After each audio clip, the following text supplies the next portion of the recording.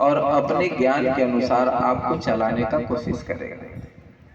अगर पॉकेट मार गुरु होगा तो पॉकेट मारना सिखा देगा, कोई ड्राइवर गुरु होगा तो गाड़ी चलाना सिखा देगा, कोई बाल काटने का व्यक्ति होगा तो बाल काटना सिखा देगा, कोई खेती करने का गुरु होगा तो खेती करना सिखा देगा। लेकिन जो जिस लाइन में होगा वही वह सिखा सकता है। जो जिस लाइन में होगा। वस्त्र पहनने से कोई साधु नहीं होता, साधु का वस्त्र पहनने से कोई साधु नहीं होता। शिव के संगति में आने से सारे परेशानी दूर हो जाते हैं। कहते हैं कि शिव के सानिध्य में सारे संकीर्णताओं का समाधान हो जाता है। जिस तरह का आपका मन में हो बात, सबका समाधान हो जाता है। और शिव कहते हैं, साहब ने कहा कि किसी व्यक्ति को गुरु बनाने से जितना जानकारी उसको होगा उतना भी आपको नहीं सिखाएगा, कुछ छुपा के ही सिखाएगा। क्योंकि सब सिखा देगा तो गुरु कैसे रह जाएगा? गुरु नहीं ना होगा, आप उसका गुरु बन जाइएगा। मतलब ये पुराना समय से चला आ रहा है कि जो सिखाता है उसी पर व्यक्ति हावी हो जाता है। एक गुरु भाई कह रहे थे ना, भस्मासुर को वरदान मिला तो शिव पर हावी हो गया। जहां से पाया है उसी के ऊपर हावी हो जाता है। मानव का धर्म है, मानव का ये चाल चलन है। कहते हैं माया तेरी ठगनी है, पग पग में डेरा डाले। माया हर जगह विराजमान है और कब आपको भ्रमित कर देगा कि जो सिखाया है उसी के ऊपर आप हावी हो जाएंगे। ऐसा होता है वो माया का प्रकोप। और शिव की ही ठगनी माया, माया भुलवा देती है। शिव को और याद मत करना, चढ़ा करके एगो नारियल कह देना कि बेटा मांगो, हे भोले बाबा एगो नारियल चढ़ाओ थी, बेटा दे दिया। कहां से लाए थे भाई साहब नारियल? उन्हीं का तो है। सृष्टि का निर्माता तो शिव है, जिसने जगत को बनाया, जिसने पूरे सृष्टि को बनाया, सृष्टि का रचनाकार, उसको हम आप क्या दे सकते हैं? जो पिता है वह प्रेम खोजता है और शिव जगत पिता है, पूरे सृष्टि के पिता, सृजन करता है। वो भी तो आपसे सिर्फ प्रेम खोजेंगे। लेकिन हमारा अज्ञान था कि थोड़ी सी वस्तु दे करके उनसे कहते हैं कि हमको ये दे दीजिएगा और काम पूरा हो जाएगा तो 2 नारियल और दे देंगे, 20-20, 40 रुपया। यही भाव हमारे अंदर। हम करते क्या? अब यहाँ सवाल आता है कि तुम करते क्या? जो जैसा करता है वैसा सिखाएगा। अगर किसी पूजा करने वाले व्यक्ति भाई साहब से पूछिएगा तो कहेंगे जो उनका नित्य क्रम में होगा कि फूल, अक्षत, धूप दीप लेकर के चलना है, कुछ प्रसाद ले लेना है और भगवान को चढ़ा देना, भोग लगा देना, यही कहेंगे। जो जिस प्रकार से करता है वही सिखाएगा। तब शिव के आदेश हुई साहब श्री हरिंद्रानंद को कि तुम क्या करते हो, उस बात को लोगों को कहो। तो साहब नमः शिवाय करते थे। अब नमः मतलब प्रणाम, शिवाय मतलब शिव को, अपने गुरु को प्रणाम करते थे और कुछ भी उनसे मांग लिया करते थे कि हे शिव, हमको ये आवश्यकता है, आप मेरे गुरु हैं, मुझ पर दया कर दीजिए कि हमको ये चीज प्राप्त हो जाए। तब गुरु के आदेश हो गया कि तुम करते हो तो लोगों को कहो। तो 3 सूत्र आया। पहला सूत्र दया मांगिए, बिना दया के कुछ होगा ही। दूसरा सूत्र गुरु के आदेश सर्वप्रथम है। शिव शिष्य वही है या कोई भी शिष्य हो, गुरु के प्रति कृतज्ञता रखता है। अगर गुरु के आदेश का पालन नहीं करता तो शिव का शिष्य नहीं है या किसी व्यक्ति का भी शिष्य नहीं है। क्योंकि जो शिष्य है उसका पहला कर्तव्य है कि हम गुरु के आदेश का पालन करे, किसी का भी शिष्य। तो साहब श्री हरिंद्रानंद बड़े भैया महादेव का शिष्य आदेश का तो पालन करेंगे। तो आदेश हो गया कि तुम जो करते हो लोगों को कहो। अगर नहीं कहते हैं तो गुरु के आदेश का पालन नहीं करते। अब आइए यहाँ पर 3 सूत्र करने की विधि समझते हैं। गुरु के आदेशित कर्म हो गया कि तुम जो करते हो सो लोगों को कहो। तो हमारा काम हो गया कि लोगों को बताना। साहब ने कहा शिव जन जन के गुरु हैं, आइए भगवान शिव को अपना गुरु बनाया जाए। वो सभी के गुरु हैं, किसी को छांटे नहीं है कि तुम्हारा हम गुरु नहीं बनेंगे। लेकिन आइए भगवान शिव को अपना गुरु बनाए। वो गुरु हैं। सवाल यहाँ है भाई साहब कि क्या मेरे गुरु हैं? गुरु हैं, सब कोई जान रहा है कि गुरु पद पर अवस्थित है। क्या आपके गुरु हैं? यह सवाल आता है। जैसे ही आप उनको अपना समझते हैं तब उनसे प्रेम हो जाएगा। मंदिर जाता है व्यक्ति, चप्पल सीढ़ी के नीचे खोलता है और बार बार ध्यान जाता है कि मेरे चप्पल तो कोई नहीं चुरा के ले जा रहा है। एक बार भगवान को देखेगा, एक बार चप्पल की तरफ देखेगा। यानी कि चप्पल से बहुत मोहब्बत है, चप्पल से बहुत प्रेम है। साहब ने कहा कि जितना आपको अपनी चप्पल से प्रेम हो जाता है, अगर उतना भी अगर महादेव से आप प्रेम कर देते हैं तो महादेव आपका हो जाएगा।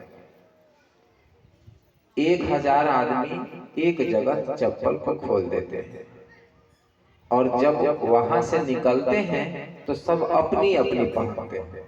खोज लेते हैं कि नहीं खोज लेते? अपना खोज लेते हैं। यानी कि जो अपना समझता है उसको कहीं भी खोज लेगा, भीड़ में खोज लेगा। कुंभ के मेले में चले जाइए, पति पत्नी दोनों साथ हैं, अगर बिछड़ गए 1 सप्ताह काहे नहीं हो जाए, खोज करके ही आइएगा, क्योंकि एक दूसरे को अथाह प्रेम। अगर महादेव से वो प्रेम हो जाए तो किसी चीज की कमी नहीं रहेगी। हम सब उस शिव के शिष्य हैं जिसके सानिध्य में जाने से भेदभाव, अहंकार और पापों से मुक्त हो जाते हैं। वहां जाने से भेदभाव नहीं रहता, अहंकार खत्म हो जाते हैं और जैसे ही अहंकार मिटते हैं तो सारे पाप नष्ट हो जाते हैं किसी के पास से। अब कहिएगा कि शिव के शिष्य हो गए, कैसे हमको पता चलेगा कि शिव की दया हो रही है? तो पहले अपने अंदर का परिवर्तन को आप देख लें कि क्या मेरे अंदर परिवर्तन आ रहा है। क्या शिव के संपर्क में जाने से मेरा अहंकार कम हो रहा है, भेदभाव कम हो रहा है? जैसे छुआछूत भी रखते हैं कि फलानवा घर में खाएंगे, ये भी घट रहा है कि नहीं घट रहा है? सारे चीज को देखिए, महादेव की दया होने लगेगी तो आपको सभी में महादेव दिखने लगेंगे। शिव सृष्टि के रचयिता, उन्होंने सृष्टि की रचना के लिए कुछ सोचा कि अब सृष्टि बनाया जाए। तो उन्होंने 5 तत्वों का निर्माण किया। छित जल पावन गगन समीर, पंच तत्व यह अधम शरीर। 5 तत्वों का निर्माण किया और 5 तत्व से एक शरीर बनाया और उस शरीर में शिव स्वयं विराजमान, अपना अंश उन्होंने डाला, तब वो जीवित हुआ। और इस सोच क्रम में 3 गुण उत्पन्न हो गए, तजोगुण, तमोगुण, रजोगुण और सतोगुण। तमोगुण, रजोगुण, सतोगुण। अहंकार आएगा भोग विलास की वस्तु प्राप्त करेगा और खत्म हो जाएगा। और सत्वगुण सच्चाई भी इसी में विराजमान रहेगा और वह सच्चाई कभी जाएगा।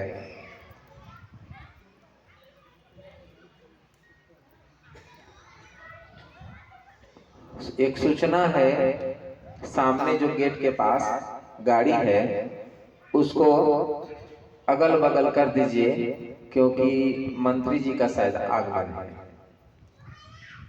तो सामने रोड के पास से जिनकी गाड़ी हो थोड़ा सा इधर उधर कर दे। वह तीनों गुण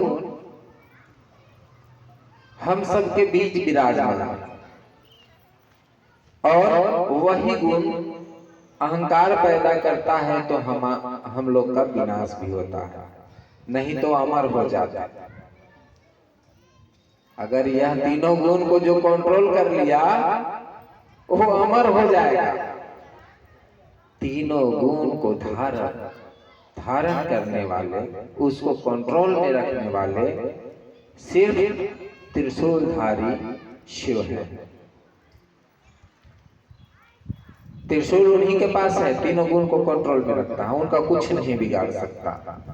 काल उनका कुछ नहीं बिगाड़ सकता। और जो महाकाल का शिष्य है वो काल से हट करके, क्योंकि जब काल शिष्य को छुएगा तो पहले गुरु से आदेश लेगा, शिव से आदेश लेगा कि आपका चेला है, एक झापड़ मारे कि नहीं मारे। इस विद्यालय में जो बच्चा पढ़ता होगा, गांव के लोग आएंगे और किसी बच्चा को एक झापड़ लगा देंगे, हो सकता है ऐसा। गुरुजी तुरंत बिगड़ जाएंगे, कैसे हमारा बच्चा को मार दिए।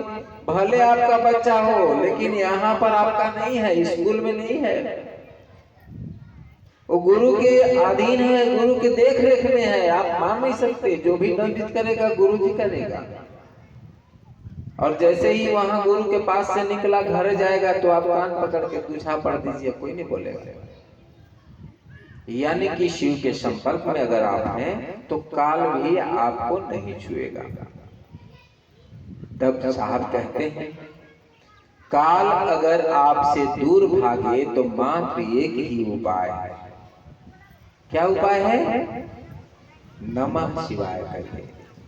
जब आप नमः शिवाय मंत्र का जाप 108 बार करते हैं तो आपको काल दिन रात में नहीं छुएगा, 24 घंटा में नहीं छुएगा, क्योंकि यह नक्षत्र यानी कि समय जो चल रहा है उस समय चक्र से गुणा करके बनाया गया है 108।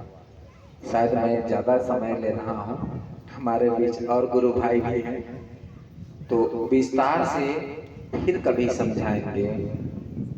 नमः शिवाय करिए। नमः शिवाय करने से काल आपको नहीं छुएगा। और दिन रात में एक बार तो कम से कम नमः शिवाय करिए। याद रहे कि जब आप शिव को याद करते हैं उसके बाद नमः शिवाय करते हैं, वह गुरु तक पहुंचता है। और केवल आप रटते हैं नमः शिवाय नमः शिवाय नमः शिवाय, ये नहीं पहुंचता, क्योंकि आप में गुरु भाव नहीं आता है, सिर्फ मुंह बोलता है और दिमाग गिनती गिनता है। न दिल में गुरु है न दिमाग में गुरु, मुंह बोल रहा है अब दिमाग गिनती गिन रहा है कि 108 पूरा क्या नहीं पूरा, तो उसमें नहीं होगा। इसलिए दिल में शिव को उतार करके और नमः शिवाय करिए, तब आपको उसका फायदा दिखेगा। चलिए, हमारे बीच मनोज जी भी हैं, इनसे कुछ सुनते हैं। तब तक के लिए महादेव के चरणों में अपनी वाणी को रखते हुए सभी को प्रणाम।